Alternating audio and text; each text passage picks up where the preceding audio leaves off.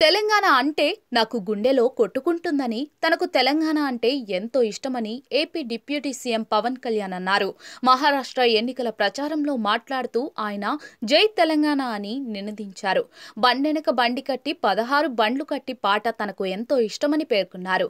అలాంటి పోరుగడ్డ తెలంగాణ నుంచి ఇక్కడికి వచ్చిన వారని, మీరు మహారాష్ట్రలో ఉన్నా బోకర్లో ఉన్నా తమ గుండెల్లో మరాఠా శౌర్యాన్ని, తెలంగాణ పోరాట స్ఫూర్తిని నింపుకున్నారని చెప్పుకొచ్చారు.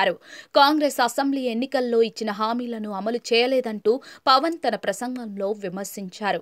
మహిళలకు ఇస్తామన్న 2,500 రూపాయల ఆర్థిక సహాయం ఇవ్వలేదన్నారు. అనంతరం పవన్ కళ్యాణ్ బల్లార్పూర్ బహిరంగ సభలో మహారాష్ట్ర చంద్రపూర్ జిల్లా బల్లార్పూర్ నియోజకవర్గంలో మహాయుతి కూటమి అభ్యర్థి సుధీర్ ముంగటివర్కు మద్దతుగా ఎన్నికల ప్రచార సభలో పాల్గొన్నారు. బల్లార్పూర్ ఒక మినీ భారతదేశం. ఇక్కడ అన్ని భాషలు, అన్ని ప్రాంతాల ప్రజలు కలిసి ఉంటారని, మన బతుకమ్మ, మన సమ్మక్క సారక్క జాతర ఇక్కడ ఈ నేలపై జరుగుతుందన్నారు. కొంతమంది హైదరాబాద్ నుంచి వచ్చి మన సమ్మక్క సారక్క జాతరను, బతుకమ్మను అపహాస్యం చేస్తారని, అన్ని మతాలను సమానంగా చూసే మన సనాతన ధర్మంపై దాడి జరిగితే ఖచ్చితంగా బయటకు వస్తాను, పోరాడతానన్నారు. జనసేన పార్టీని బలంగా తీసుకెళ్లడంలో మహారాష్ట్ర స్ఫూర్తి కూడా ఉందని, ఒకరు ఛత్రపతి శివాజీ మహారాజ్, ఇంకొకరు హిందూ హృదయ సామ్రాట్ బాలాసాహెబ్ ఠాక్రే అని చెప్పుకొచ్చారు. శతాబ్దాల ఎదురుచూపులు తరువాత మనకు అయోధ్య రామ జన్మభూమిలో రామ్లల్లా విగ్రహం ప్రతిష్ఠ జరిగిందని, మన బలార్ష ప్రజల అదృష్టం ఆ ఆలయానికి తలుపులు ఇక్కడ టేకుతో తయారు అయ్యాయని గుర్తు చేశారు. దారి పొడవునా వస్తుంటే highway man of India Nitin Gadkari మొత్తం హైవేలు నిర్మించడానికి రోడ్లు ఏమీ లేవు, మన అభ్యర్థి చెప్పారని, ఇది ఎన్డీఏ ప్రభుత్వం సాధించిన ప్రగతి అన్నారు. శివసేన, జనసేన రెండూ కూడా సనాతన ధర్మ పరిరక్షణ కోసం పనిచేసేవని, అలాంటి భావనకు స్ఫూర్తి ఇచ్చిన వ్యక్తి బాలాసాహెబ్ ఠాక్రే. ఆయన స్ఫూర్తితో ప్రాంతీయతను విస్మరించని జాతీయవాదం పొందుపరిచానన్నారు. ఆర్ఎస్ఎస్ ఉంది కాబట్టే విచ్ఛిన్న శక్తులు దేశాన్ని విడగొట్టలేకపోయాయన్నారు. ఎన్డీఏ ప్రభుత్వం మహారాష్ట్ర అభివృద్ధి కోసం అనేక ప్రత్యేక చర్యలు తీసుకుందని, ఈ ఎన్నికల్లో రాష్ట్రంలో ఎన్డీఏ ప్రభుత్వం స్థాపించేందుకు మీరు అందరూ ఓటు వేయాలి అని కోరారు. నూతనంగా నిర్మించిన పార్లమెంట్ భవనంలో తమిళనాడు సంస్కృతిని ప్రతిబింబించే సెంగోల్ ఏర్పాటు చేశారని, మహారాష్ట్ర నుండి మరాఠా భాషకు పార్లమెంట్లో క్లాసికల్ భాషగా గుర్తింపు ఇచ్చారని గుర్తు చేశారు. 10 ఏళ్ల క్రితం దేశంలో ఎక్కువ ఉగ్రవాద దాడులు జరిగేవని, అలాంటి సమయంలో నేను దేశానికి బలమైన వ్యక్తి ప్రధానిగా ఉండాలి అని కోరుకున్నానన్నారు. అప్పుడు నాకు కనిపించిన వ్యక్తి ప్రధాని నరేంద్ర మోదీ అని, ఆయన నేతృత్వంలో బలమైన దేశంగా భారత్ ఎదిగిందని, ఉగ్రవాద దాడులు తగ్గాయన్నారు. భారత్ $5 ట్రిలియన్ ఆర్థిక వ్యవస్థగా మారాలంటే మహారాష్ట్ర ఆర్థిక వ్యవస్థగా అభివృద్ధి చెందాలన్నారు. మహారాష్ట్ర అభివృద్ధి చెందాలన్నా, బల్లార్పూర్ అభివృద్ధి చెందాలన్నా, 1,00,000 కోట్ల ఆర్థిక వ్యవస్థగా మహారాష్ట్ర ఎదగాలంటే ఎన్డీఏ కూటమి అభ్యర్థిని గెలిపించండి అన్నారు. నేను ఆంధ్రప్రదేశ్లో మార్పు తీసుకొచ్చి చూపించానని, వైసీపీని ఓడించలేరు అంటే ఓడించి చూపించానని, ఇప్పుడు మీరు కూడా ఎన్డీఏ ప్రభుత్వాన్ని గెలిపించడానికి సిద్ధం కావాలన్నారు. నా పిల్లలు ఇద్దరితో నేను మరాఠీలో మాట్లాడతాను. భాష మీద గౌరవంతో నేర్చుకున్నానన్నారు.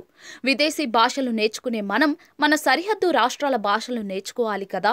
కనీసం 5 ప్రాంతీయ భాషలు నేర్చుకోవాలి. మన భాష, సంస్కృతిని నేర్చుకోవాలన్నారు. మీరందరూ చాలా మంది పక్కన తెలంగాణ నుంచి వచ్చారు. జై తెలంగాణ.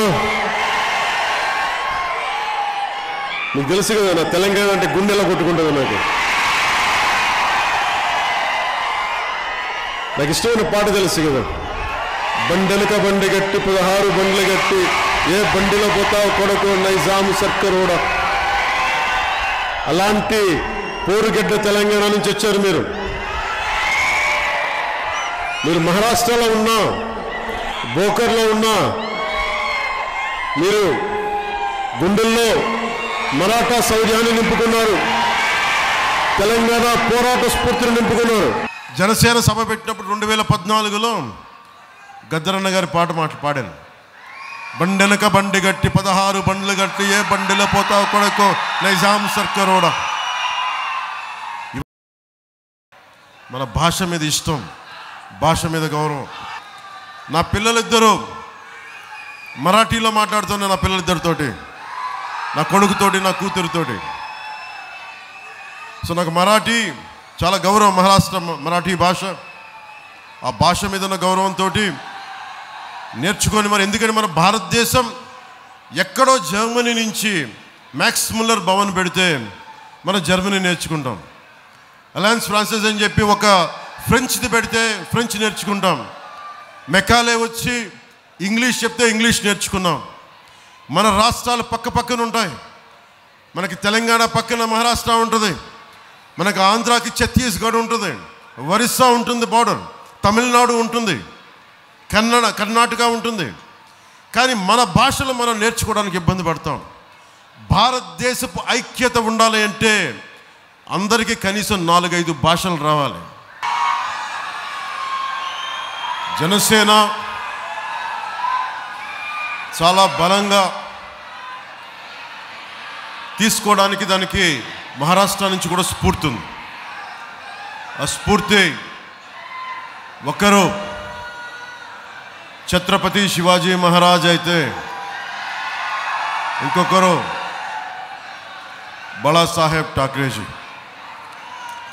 ఈరోజు ఆయన్ని స్మృతించే దినం కాబట్టి ముందు ఆయనకి నివాళులు अर्पिస్తూ సభను ప్రారంభిద్దాం.